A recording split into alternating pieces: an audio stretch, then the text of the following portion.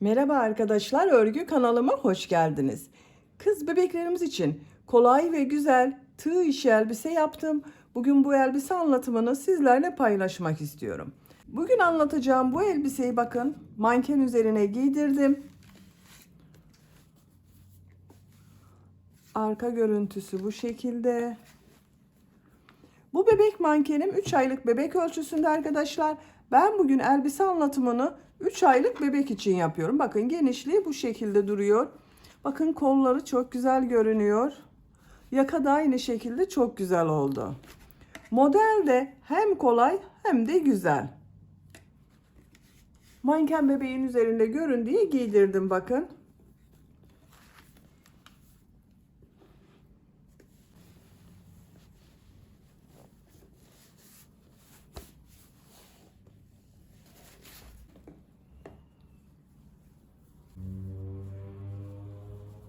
Bakın elbisemiz bu şekilde arkadaşlar. Gördüğünüz gibi çok güzel. Arka bölümü düz yaptım. Ön bölümde çiçeklerle süsledim. Bakın yaka bölümünün buraya çiçekler diktim. Etek ucunda da bütün modellerin ucuna bakın bu şekilde kurdaleden yapılmış çiçek diktim. Siz bu elbiseyi çiçek süsleme yapmadan kullanabilirsiniz veya tığ işi çiçekler yaparak süsleme yapabilirsiniz. Elbise örgüsüne yakadan zincir yaparak başlıyoruz. Ben bugün 3 aylık bebek için yaptım. Bu büyüklükte oldu arkadaşlar. Sizin bebeğiniz kilolu bir bebekse 1 aylık bebeğe de olur arkadaşlar bu elbise. Yeni doğan bebek için yapmak istiyorsanız başlama zincirini benimle aynı sayıda başlayabilirsiniz. Burada yaptığım arttırma sırasını benim yaptığımdan bir sıra eksik yaparsanız yeni doğan bebek için olur. 6 aylık bebeğiniz için yapmak istiyorsanız yine bu zincir sayısını benimle aynı sayıda başlayabilirsiniz. Bu arttırma sırasını benim yaptığımdan 1-2 sıra fazla yaparsanız 6-12 ay arası bebekleriniz için olur. Siz bu elbiseyi 1 yaş çocuk için yapmak istiyorsanız bu yakada başladığımız zincir sayısını 8 zincir fazla başlayabilirsiniz. Ön bölümü, kol bölümlerini ve arka bölümü 2'şer trabzan fazla yaparsanız 1-2 yaş arası çocuklarınız için olur. Bu şekilde düzenli arttırmalar yaparak her yaş çocuklarınız için yapabilirsiniz. Her yaş için uygun elbise arkadaşlar. Bu elbise örgüsünde iplik olarak ekru renkli bir iplik kullandım. Tam beyaz değil arkadaşlar. Kırık beyaz veya ekru siz nasıl adlandırıyorsanız ekru bir iplik kullandım. Kullandığım iplik üzerinde 100 gram iplikte 250 metre vardı. Bir yumak iplik bitti. Bu kol çevresinde ve yaka çevresinde ikinci yumak ipliğe başladım. Tığ olarak 5 numara 3 milimetre tığ kullandım. Benim elim çok sıkı değil. Yaptığım örgüler yumuşak oluyor. Sizin eliniz sıkıysa 3,5-4 milimetre tığ kullanırsanız daha güzel olur arkadaşlar. Eliniz sık olduğu zaman küçük numaralı tığ kullandığınızda yaptığınız örgü hem sert olur hem de benim yaptığım ölçüden daha küçük olur. Bakın burada kullandığım çiçekler var. Bu şekilde kurdaleden yapılmış çiçekler. Bunlarla süsledim. Dediğim gibi siz farklı süsleme de yapabilirsiniz. Ben bu renk yapmayı tercih ettim. Siz bu elbiseyi her marka iplik ve renkleri kullanarak yapabilirsiniz.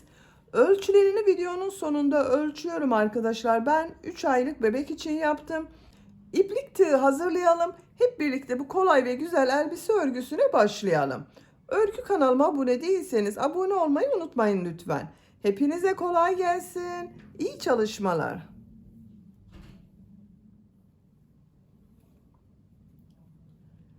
Elbise örgüsüne yakadan zincir yaparak başlıyoruz. İlk ilmeği ben bu şekilde yapıyorum. Size nasıl kolay geliyorsa o şekilde yapabilirsiniz. Zincirleri yapmaya başlıyorum. Çok sıkı zincir yapmıyorum arkadaşlar bakın. 88 zincir yapalım. 88 zincir yaptım. Bakın çok sıkı zincirler yapmadım. Siz bu elbiseyi yeni doğan 3 aylık ve 6 aylık bebek için yapıyorsanız 88 zincir başlamanız yeterli arkadaşlar. 1 yaş çocuğunuz için yapmak istiyorsanız 8 zincir daha çekebilirsiniz.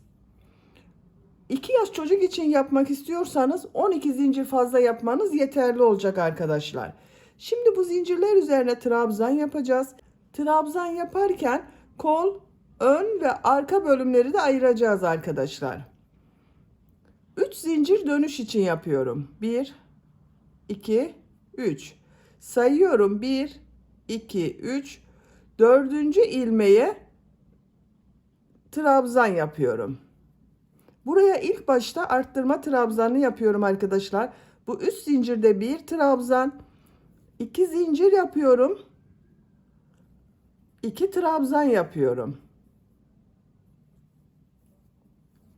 Bakın aynı ilmek içine bir trabzan yaptım, 2 zincir yaptım, 2 trabzan yaptım. Burası arttırma yeri olacak.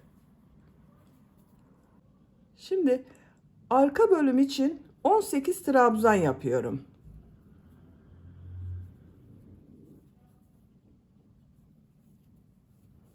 ...18 trabzanı yapalım.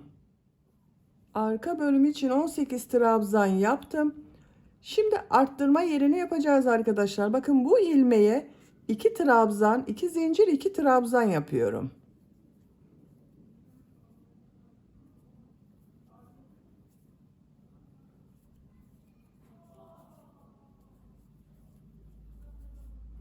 Aynı ilmeğe 2 trabzan, 2 zincir, 2 trabzan yaptım. Kol bölümü için 24 trabzan yapıyorum.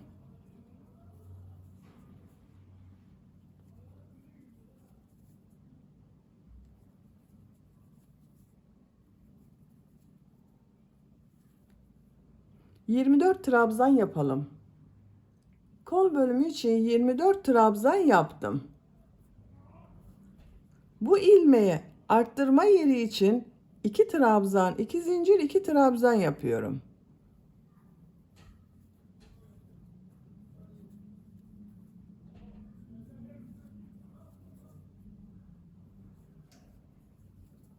Bakın aynı ilmeğe 2 trabzan, 2 zincir, 2 trabzan yaptım. Ön bölüm için 18 trabzan yapıyorum. Bakın arka bölüme 18 trabzan yaptım. Ön bölüm için de 18 trabzan yapıyorum.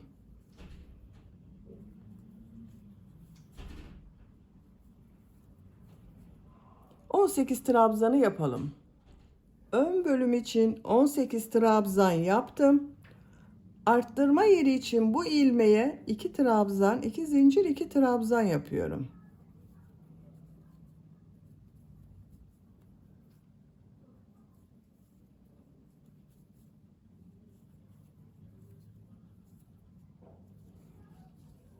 Bu kol için 24 trabzan yaptım. Diğer kol için buraya 24 trabzan yapıyorum. Burada 24 zincir var arkadaşlar. 24 trabzan yapıyoruz.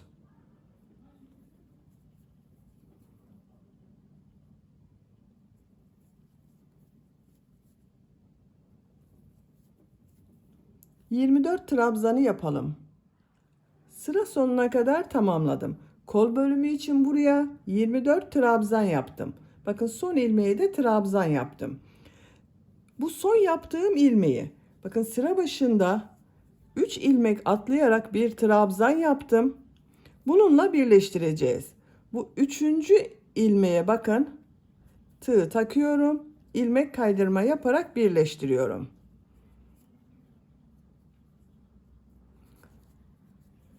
Şu sıra başında bulunan bakın iplik ucunu da burada bulunan ilmek ile ilmek kaydırma yapıyorum. Şu şekilde bakın tek parça yapacağız arkadaşlar. Yaka bölümünü ilmek içinden çekiyorum. Bakın birleştirdim.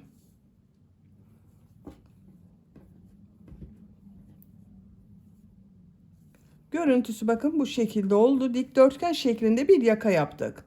Ön ve arka bölüm için 18 trabzan yaptım. Kol bölümleri için 24 trabzan yaptım.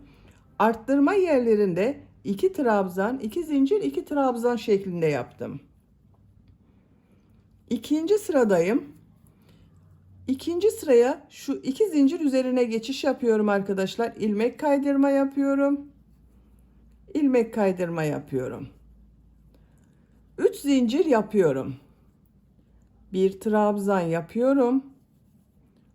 Bakın üst zincirde bir trabzan, 2 zincir yapıyorum. 2 trabzan yapıyorum. 2 trabzan, 2 zincir, 2 trabzan oldu. Diğer ilmeklere trabzan yaparak devam ediyorum. Trabzan sırası yapıyoruz.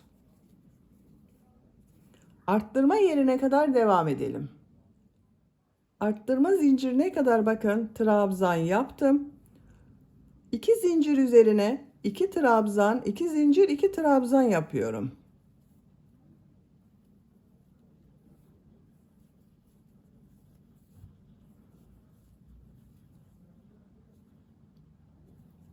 Diğer ilmeklere trabzan yaparak devam ediyorum.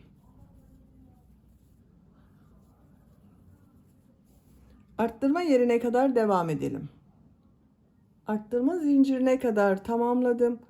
Zincir üzerine 2 trabzan, 2 zincir, 2 trabzan yapıyorum.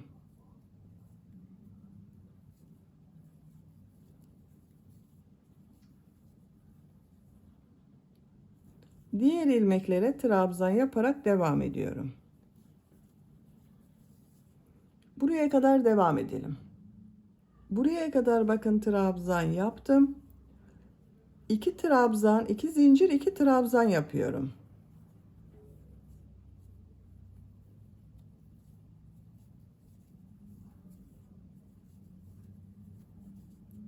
Trabzan yaparak devam ediyorum. Sıra sonuna kadar devam edelim. Sıra sonuna kadar tamamladım. Bakın burada ilmek kaydırma yaptım. İlmekleri üzerine de trabzan yaptım. Sıra başında yaptığım 3 zincirin bu 3. zincir ile ilmek kaydırma yaparak birleştiriyorum. Yaka örgüsünü 2 sıra yaptım. Bakın arttırma yerlerinde 2 trabzan, 2 zincir, 2 trabzan yaptım. Kol örgüsünü burada bitiriyoruz arkadaşlar. Örgüye artık arka ve ön bölüm olarak devam ediyoruz. İlmek kaydırma yaparak bu 2 zincir üzerine geçiyorum. 3 zincir yapıyorum. Buraya bir trabzan yapıyorum. Bakın 3 zincir ile birlikte 2 trabzan oldu. Diğer ilmeklere bakın trabzan yaparak devam ediyorum. Burası arka bölümü oluyor arkadaşlar. Bu zincire kadar devam edelim. Zincire kadar trabzan yaptım. Bu zincir üzerine 2 trabzan yapıyorum. Bir zincir yapıyorum. Örgüyü çeviriyorum. Şu ilk ilmeğe 2 trabzan yapıyorum. Bakın 2 ilmek arttırması yaptım arkadaşlar. Diğer ilmeklere trabzan yaparak devam ediyorum. Sıra sonuna kadar devam edelim. Sıra sonuna kadar tamamladım. Bakın burada 3 zincir yaparak bir trabzan yaptım. Bunun 3. zincir üzerine 2 trabzan yapıyorum.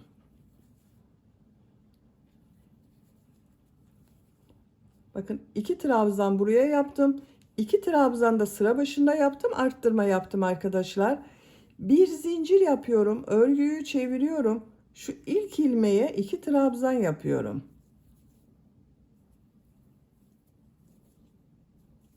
Diğer ilmeklere trabzan yapıyorum. Sıra sonuna kadar devam edelim. Sıra sonuna kadar tamamladım.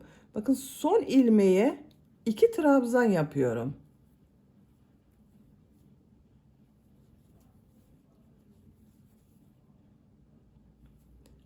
Bir zincir yapıyorum, örgüyü çeviriyorum. İlk ilmeğe 2 trabzan yapıyorum.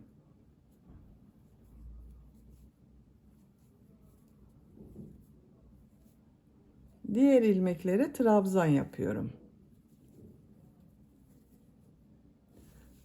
Sıra sonuna kadar devam edelim. Sıra sonuna kadar tamamladım. Son ilmeğe 2 trabzan yapıyorum.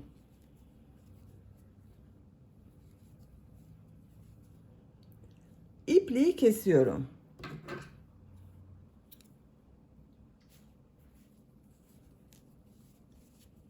Bakın 4 sıra arttırma yaptım arkadaşlar. Bu kol bölümünü bıraktığımız sıradan sonra bakın 1, 2, 3, 4 sıra oldu. Ben bugün bu elbiseyi 3 aylık bebek için yapıyorum. Bakın 4. sırada ipliği kestim. Siz yeni doğan bebek için yapıyorsanız 3. sırada ipliği kesebilirsiniz. 3 sıra yeterli olacaktır arttırma sırası. Şimdi ön bölüme başlıyorum. Bakın burası arka bölüm. Ön bölüme başlıyorum. Şuradan bakın 2 zincir üzerine ipliği bağlıyorum.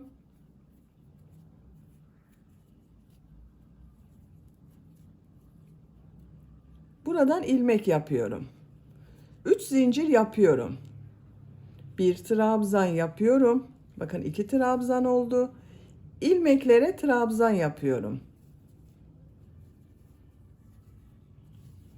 Zincire kadar devam edelim. Zincire kadar trabzan yaptım. Zincir üzerine 2 trabzan yapıyorum. Bir zincir yapıyorum. Örgüyü çeviriyorum. İlk ilmeğe 2 trabzan yapıyorum.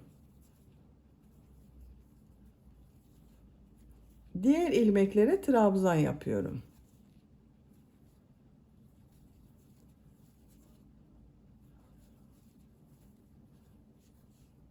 Bakın arkadaşlar, bu bölümde arka bölümün aynısı olacak. Ama bu ön bölümü arka bölümden bir sıra fazla yapacağız arkadaşlar. Bakın bunu 4 sıra yaptım. Ön bölümü 5 sıra olarak tamamlayacağız. Arka bölümde bu son sırada kaç trabzan yaptığımı sayıyorum. Bazen arkadaşlar soruyorsunuz. 2, 4, 6, 8, 10, 12, 14, 16, 18, 20, 22, 24, 26, 28, 30, 32, 34, 36 trabzan var. Bu ön bölüm örgüsünü 5 sıra olarak arttırmalar yaparak tamamlayalım arkadaşlar. Bakın bu sıra sonunda ve sıra başında arttırma yapmayı unutmayalım. 5 sıra olarak tamamlayalım. Bu bölümü de bakın 5 sıra olarak yaptım. 1, 2, 3, 4, 5. Başlangıçtan itibaren 1, 2, 3, 4, 5, 6, 7 sıra oldu arkadaşlar. Diğer bölümü 4 sıra yaptım. Buradan sonra 1, 2, 3, 4, 5. sırayı buranın devamı olarak yapacağız. Bir zincir yapıyorum. Bakın kol altı için bir zincir yaptım. Tığ üzerine iplik alıyorum. Burada ilk ilmeğe 2 trabzan yapıyorum. Bakın burada da son ilmeğe 2 trabzan yaptım. Kol altı için bir zincir yaptım. Diğer ilmeklere trabzan yapıyorum. Bu son ilmeğe kadar devam edelim. Sıra sonuna kadar tamamladım. Son ilmeğe 2 trabzan yapıyorum.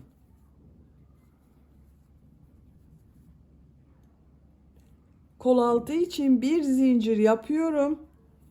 Diğer bölüm ile ilmek kaydırma yaparak birleştiriyorum. Bakın şu ilmek ile ilmek kaydırma yaparak birleştiriyorum.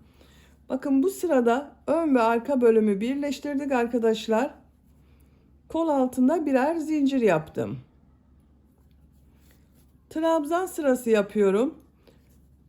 Şu ilk ilmeğe 2 trabzan yapıyorum. Diğer ilmeklere bir trabzan yapıyorum.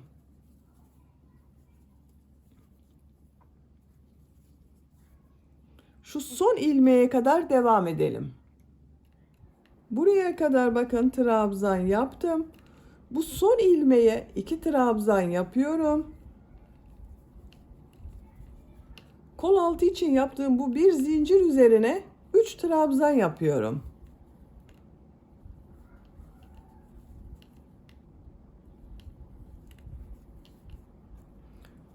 Şu ilk ilmeğe 2 trabzan yapıyorum.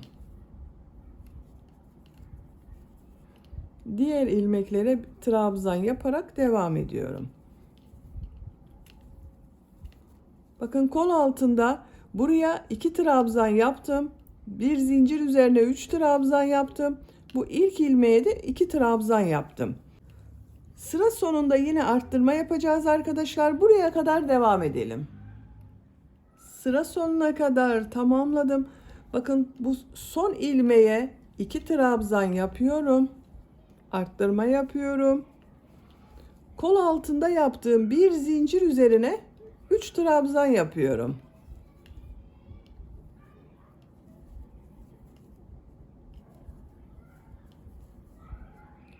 Şu ilk ilmek ile ilmek kaydırma yaparak birleştiriyorum.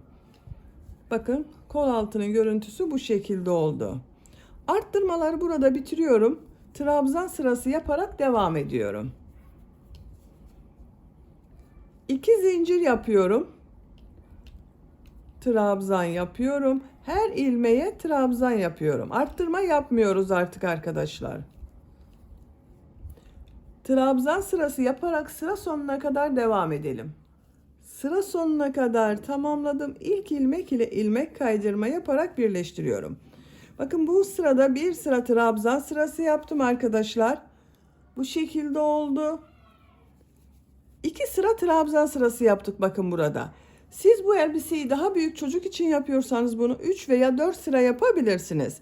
Ben burada trabzan sırasını bitiriyorum. Model yerleştirmeye başlıyorum. Tığ üzerine iplik alıyorum. Bakın şu 2 ilmeği atlıyorum. 3. ilmeğe 3 trabzan, 2 zincir, 3 trabzan yapıyorum.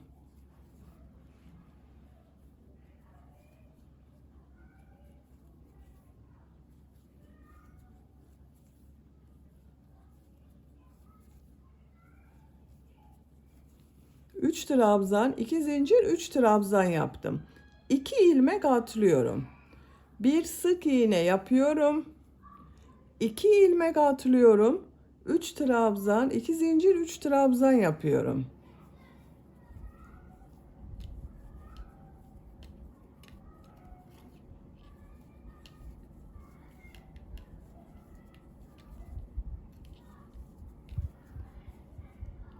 İki ilmek atlıyorum. Bir sık iğne yapıyorum. 2 ilmek atlıyorum. 3 trabzan, 2 zincir, 3 trabzan yapıyorum.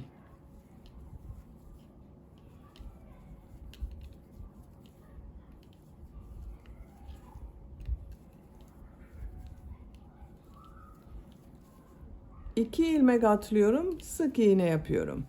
Bakın model bu şekilde oluyor arkadaşlar. Siz model biraz daha sık olsun isterseniz, bakın bu modelden sonra 2 ilmek atlayıp bir sık iğne yapabilirsiniz. Sık iğneden sonra bir ilmek atlama yapabilirsiniz. Ben bu şekilde yapıyorum. Sıra sonuna kadar devam edelim. Sıra sonuna kadar modelleri yaptım. Son modeli de bakın 3 trabzan, 2 zincir, 3 trabzan yaptım. 2 ilmek atlıyorum. Şurada yaptığım bakın ilk ilmek ile ilmek kaydırma yaparak sırayı birleştiriyorum. Model yerleştirmeyi bu sırada yaptım arkadaşlar. Kaç model olduğunu sayıyorum. Bakın 2, 4, 6, 8, 10, 12, 14 model oldu.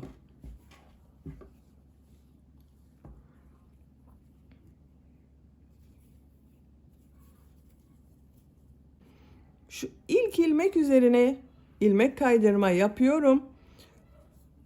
3 zincir yapıyorum. 2 trabzan yapıyorum.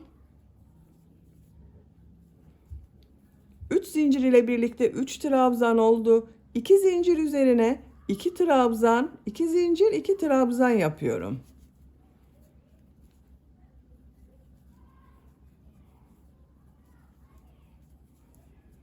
Üç trabzan yapıyorum.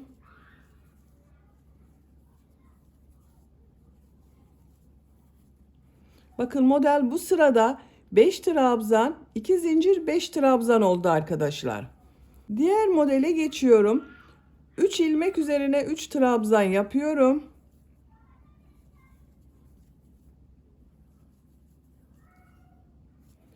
İki zincir üzerine 2 trabzan, 2 zincir, 2 trabzan yapıyorum.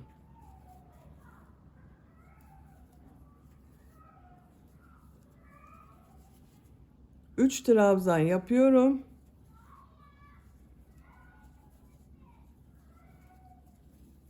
Diğer model için şuraya 3 trabzan yapıyorum. Bakın model artık 5 trabzan, 2 zincir, 5 trabzan şeklinde oluyor. Sıra sonuna kadar devam edelim. Sıra sonuna kadar modelleri tamamladım. Sıra başında yaptığım 3 zincirin 3. zincir ile ilmek kaydırma yaparak birleştiriyorum.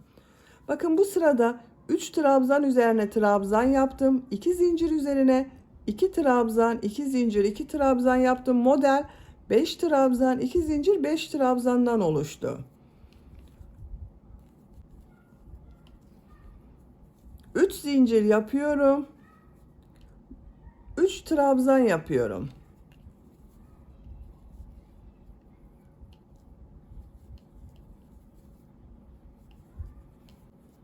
Üç zincir ile birlikte 4 trabzan oldu. 2 zincir üzerine 1 trabzan, 2 zincir, 1 trabzan yapıyorum.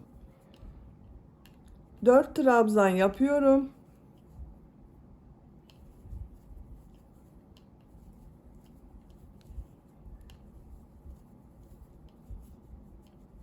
Bakın 5 trabzan, 2 zincir, 5 trabzandan oluşuyor model.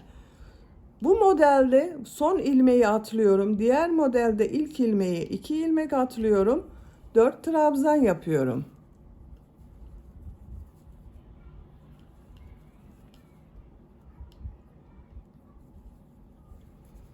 Buraya 1 trabzan, 2 zincir, 1 trabzan yapıyorum.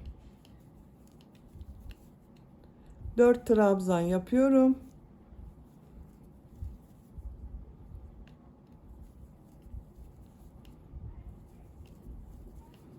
İki ilmek atlıyorum, 4 trabzan yapıyorum. Bakın arkadaşlar, model bu 5 trabzan, 2 zincir, 5 trabzan ile devam edecek. Sıra sonuna kadar devam edelim. İlmek kaydırma yaparak birleştirelim. Modelde ilk ilmeği atlıyoruz, son ilmeği yapmıyoruz arkadaşlar. 4 trabzan yapıyoruz. Bu 2 zincir üzerine 1 trabzan, 2 zincir, 1 trabzan yapıyoruz.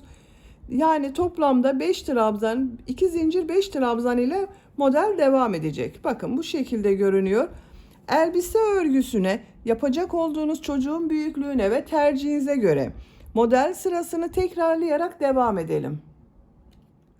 Model sırasını yapacağım ölçüye göre tamamladım. Başlangıçtan itibaren sayıyorum. Bakın ilk model yerleştirdiğim sıradan itibaren 1, 2, 3, 4, 5, 6, 7, 8, 9, 10, 11, 12, 13, 14, 15, 16 model sırası yaptım. Bu elbise yüksekliğini siz tercihinize göre 1-2 sıra devam edebilirsiniz. Ben burada bitiriyorum ama son sırayı yapacağız. Son sırada uç bölümde farklı bir teknik yapacağız. Bakın en son modeli ilmek kaydırma yaparak birleştirdim. Düz devam etmiyorum. Örgünün tersine doğru devam ediyorum arkadaşlar. Bakın şu ilk ilmeğe tığ takıyorum. İpliği şu şekilde çekiyorum. İçinden çıkarıyorum. Bakın ilmeğe tığ takıyorum. İpliği şu şekilde tığ üzerine alıyorum. Çekiyorum. Tığ üzerinde 2 ilmek var. 2 ilmekten çekiyorum. İlmeğe tığ takıyorum.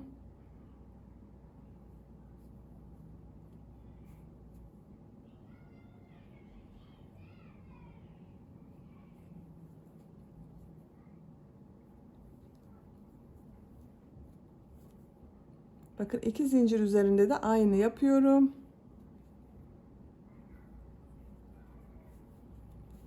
Bu şekilde bir görüntü elde ediyoruz bakın. Sıra sonuna kadar devam edelim. Sıra sonuna kadar tamamladım. Son ilmek ile bakın şu şekilde ilmek kaydırma yapıyorum, bitiriyorum arkadaşlar. İpliği kesiyorum.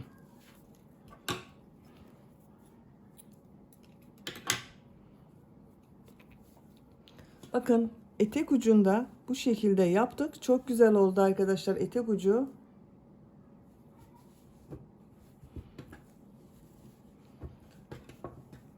Görüntüsü böyle. Şimdi kol çevresinden sık iğne sırası yapıyorum. Kol altından başlıyorum. Kol altında yaptığım bakın bir zincirden ipliği bağlıyorum. Buradan ilmek yapıyorum. İlmeklere sık iğne yapıyorum.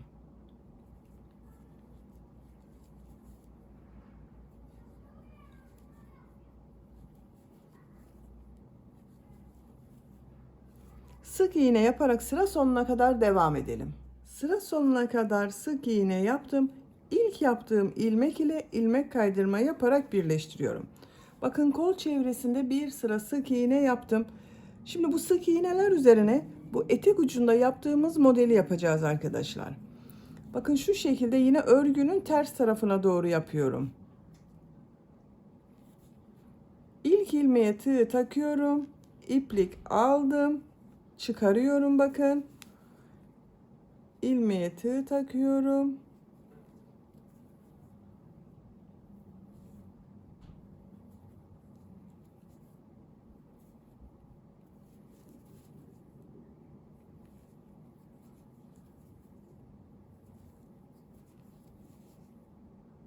Sıra sonuna kadar devam edelim.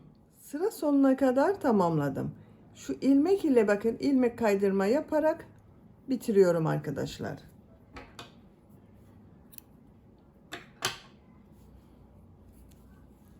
Bakın görüntüsü bu şekilde oldu kol örgüsünün. Diğer kol örgüsünde aynı şekilde bakın bir sıra sık iğne yaptım. Üzerine model yaptım arkadaşlar.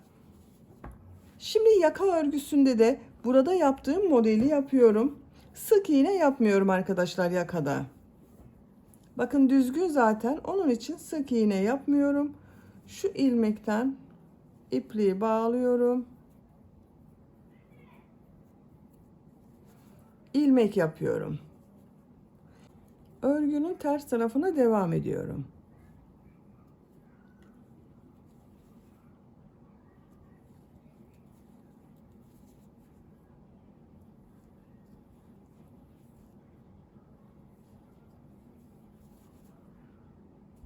Başladığımız yere kadar devam edelim. Sıra sonuna kadar tamamladım. İlk yaptığım bakın şu ilmeğe ilmek kaydırma yaparak bitiriyorum arkadaşlar. İpliği kesiyorum.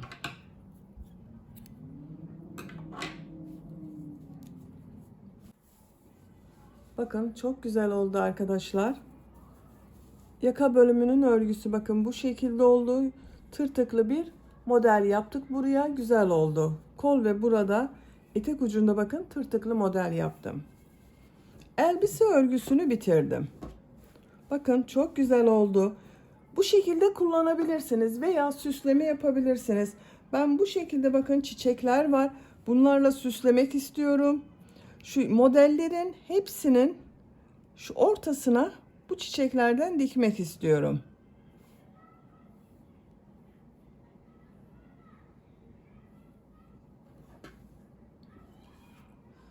Bu şekilde süsleyeceğiz arkadaşlar. Siz de bunun gibi süsleme yapabilirsiniz. Veya tığ işi çiçekler yaparak süsleme yapabilirsiniz. Bitmiş olarak ölçüsünü söylüyorum. Kol altının buradan gövde genişliğini ölçüyorum. 21 santimetre. Yüksekliğini ölçüyorum. Kol altından yükseklik 23 santimetre. Omuzdan yüksekliği ölçüyorum. 34 santimetre. 3 aylık bebek için yaptım. Çok güzel oldu arkadaşlar. Beni dinlediğiniz ve izlediğiniz için hepinize çok teşekkür ederim. Örgü kanalıma abone değilseniz abone olmayı unutmayın lütfen. Sizlerle yeni örgülerde görüşmek dileğiyle. Hoşça kalın, sevgiyle kalın.